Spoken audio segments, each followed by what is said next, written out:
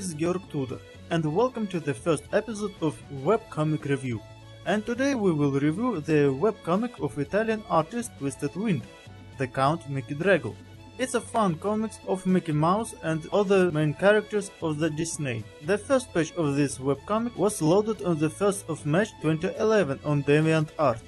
Webcomics is painted in black and white colors, because it gives to webcomic the atmosphere of the old horror movies, and because in order to spend less time painting, as the author admitted herself. The webcomics about Mickey Dragul has 3 full stories and many funny spin-off episodes of this time. The first story was completely created by Twisted Wind. Only by the end of the story her friend Xanax Furyman was increasingly helping her ideas. Since the second story he has become a co-creator of the comics about Count Mickey Dragul. The idea of taking famous Disney characters and giving them a new role is very interesting, based on the story of Dracula by Bram Stoker, which is very fond of the author. An interesting fact is that the author doesn't like the series of books and movies Twilight, which she herself admitted. But the comics is almost completely imbued with the sweetness of the indecency itself. I thought no, sorry, I'm wrong. This sweetness is enough in many low-quality romantic works and fanfiction of little girls about the love affairs of the main characters. So what is the problem of this comic book? Let's start in order. The plot of the first part of the comics, which is called Count Mickey Dragul, begins with the fact that girl named Mina runs away from the Persia's father into the forest, but they stop and turn back as they wandered into the Count's land. Soon after, Mina encounters the owner of the land, which invites the girl to his house. In the next scene, we are transferred to the office of Scrooge McDuck, who is the Mina's uncle, which is quite interesting, since McDuck is a duck and Mina is a mouse. It is possible that Scrooge McDuck is not a blood relative of the girl, but only a trustee. But this moment is not revealed throughout the entire comics book, and the parents of Mina are not also mentioned. So Scrooge McDuck demands that Oswald the Rabbit, who plays Van Helsing's role here, finds his niece. But Hortensia, Oswald's wife in the comics, asks a reasonable question why Oswald should look for the missing girl, not the Gwot. To which Scrooge responds that Mina fled to the Count's land, and sending a Gwot there would be very costly. This scene is personally interesting to me, because it was here that I first found out about Disney characters such as Oswald the Rabbit and Hortensia the cat. I'm from Russia, and here not so much people know about the Disney characters and history of the Disney. So, a bit historical reference. Oswald the Rabbit and Hortensia the cat were invented by American animator Abe Iwerks, who worked together with Walt Disney. Soon Iwerks was fired from the team and was completely deprived of the right to the characters. Due to problems with distributors, Walt Disney decided to come up with his characters. So Mickey Mouse and his friends appeared, but Oswald and Hortensia gradually was forgotten by everybody. More than 10 years ago was found an archive with cartoons, the main characters of which was Oswald the Rabbit. Well, after a walk in history, back to the comics. From the scene with Scrooge McDuck, we find out that he plans to give his niece to the wife of Duke Mortimer. The next scene, after getting to know Van Helsing, shows one of the problems of this comic book, the inconsistency of the character's behavior over time. We are transported to the castle of Count Mickey and find out that Mina has been living with the Count for a week, and the Count keeps himself all the time, so as not to taste the girl's blood. Dancing with the girl, the Count thinks that how lucky he is, that he doesn't feel lonely with Mina, and he just has warmth in his chest from one proximity to the girl. Reading this page and others, which talk about love and intimacy, I have feelings of second-rate and even third-rate speeches about love. I already read this in single shoujo manga, which I happened to read. I heard in the anime of the same direction, and saw the tales of the heroes about love and simply boring for me. And this scene shows us the main weakness of the author. She doesn't show in detail the development of relations between the characters, and not only love, but also friendly between male characters. Especially, Twisted Wind doesn't talk about some characters, and I mean the characters in the second plan who also have or could have an influence of the plot. For example, Donald Duck, who is Oswald's friend and companion, and Goofy, who runs the personal doctor of Mickey Dragul. But we get at least some information from the life of the ghost of Bride Emily, the servant of the Count. Emily appears in the same scene in which Mickey and Mina dance a waltz in order to warn of the impending danger. On Mina's behavior, one might think that the ghost didn't appear to her for a whole week and that Mina had never seen a ghost live before. With the fact that there are still a couple of ghosts in the castle who are very perspicacious and like to have fun, and this couple never met Mina's eyes in a single week and didn't want to jog on her? Quite a logical miss of the author. Plus, in the castle lives Madame Leota, clairvoyant, imprisoned in a crystal ball. But there is in the comics book a more strange time paradox, but we'll talk about it later. The danger is the cyborg, whose role was taken by Pete the cat, the main antagonist and just a hooligan from the world of Disney. His design in the comics is simply wonderful, and this is the strength of the author. The design of the characters and the drawing as a whole. This is noticeable from the first pages of the comics, but unfortunately the author is not strong in the script. Could the next Furyman, who became a screenwriter of the second and third part of the comics book, corrected the situation? We'll see. Mickey defeats Pete the Cyborg and is immediately targeted by Oswald. Before finding the Count, Oswald searched for information about him, because he knew absolutely nothing about his enemy. Which is strange. The vampire hunter doesn't know about the most powerful and terrible vampire of all Europe or even the world. After during their duel, which will take place after their first meeting, he boasted that he defeated stronger vampires than the Count.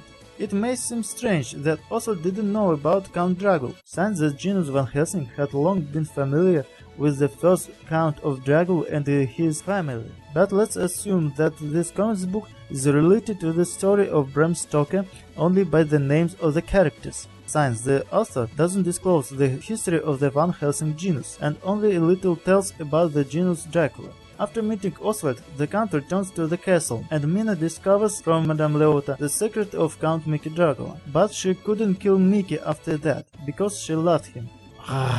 Again a sugary scene about love. After that, Madame Leota talks about the past of Mickey Dragul, saying that he was a good and nice boy, and his father was a cruel tyrant, and one very quiet night his whole family was cut, and he survived it alone, because he woke up a mighty force, with the help of which he defeated the enemies, after which he was nicknamed Dragul the Bloodthirsty, and that's it. Nothing else. The author doesn't tell what happened next, doesn't show how Mickey managed the country and how in general the little boy came to power. Maybe after saving his life, he went to the nearest village and killed the poor animals. After all, no one witnessed the massacre that occurred in the castle of Dragul. The enemy was defeated. How in general after such a vague history, Mickey Dragul could generally give the nickname Bloodthirsty, or it was simply inherited. After all, people are not very picky in mysterious person who stroll on there at night and drink the blood of stray gapers. And so we will continue. After the second meeting of Oswald in the castle of the Count, Oswald summons Dragul to a duel. I should notice an excellent comedy moment at the beginnings of the scene. Emily is very fond of appearing suddenly, that the Count doesn't really like it. I thought she could get used to such gimmicks from ghosts, because he has a lot of them. A comedy moment in the scene of the invasion of Oswald and his team in the castle of the Count is Emily's meeting of uninvited guests, after which uninvited guests are greatly frightened. Once again I repeat, the picture of Twisted Wind is beautiful, and this frame shows us that the author can fully show the emotion of her characters. But with a comedy episode in this scene, a stupid and illogical episode adjoins. After Emily led the guests to Mina, who wanted to be unrecognized by anyone, Emily leaves the company and appears in the Count's room, which we learn from the cry for help. And here they are, stupidity and illogicality of the moment. From nowhere appears the ghost of the unknown bride and fights Emily. And for some reason she wants to kill the Count. The ghost wanna kill a human with an axe. Yes, with an axe. Of course, there are stories that explain the ghosts can move and even hold objects if they concentrate. Take the same Poltergeist. The ending of the episode is a very strong episode in its expressiveness. Emily kills the hostile bride. In this completely brutal scene, we fully feel of the wrath of Emily in relation to the enemy. I thought we don't know what kind of character it is. We begin to empathize with Emily. We feel all her pain. Who is this hostile bride? We will find out later. But we'll never know why she attacked other characters. And the whole scene was accompanied by Pat's remarks about friendship. And Mina say, "You are not alone, we are now your friends," which I have heard many times already, and you obviously too. After Emily's victory over the enemy, Oswald calls Mickey to a duel, and he accepts the challenge. After the departure from the castle of Count Dragul, Oswald asks Donald to search the information about a ghost named Emily, because he doesn't leave worrying thoughts that he has met this ghost before. And in the morning, he gets a pile of newspapers from his companion, in one of which he finds an article about a girl who was gone a long time ago. And as it turns out, Emily was the trustee of Oswald. She was for Oswald like the eldest sister. And this flashback gives us another portion of food for thoughts. According to Oswald, he was a homeless thief of his childhood, and Emily, a girl from prosperous and wealthy family, for some reason decided to take him under her wing. This suggests that Oswald is not blood von Helsing, but Emily was the heir to this well-known European family of vampire hunters. Under the influence of Emily, her parents adopted Oswald, brought up, educated, and taught family wisdom, and gave a place in their business. And what did Oswald pay? He forgot the face and even the name of the one with which he became a famous vampire hunter. The author intentionally showed a not very good side of the character's personality, or just didn't give it special attention. It is a pity that this was left without attention. Became the time of the duel, but before the start, Oswald asked the count of the audience with Emily. The ghost didn't particularly want to talk to her host's enemy, but under Oswald's pressure, she still remembered the ungrateful little shit that she had brought up. Idylia, the lost relative, reunited.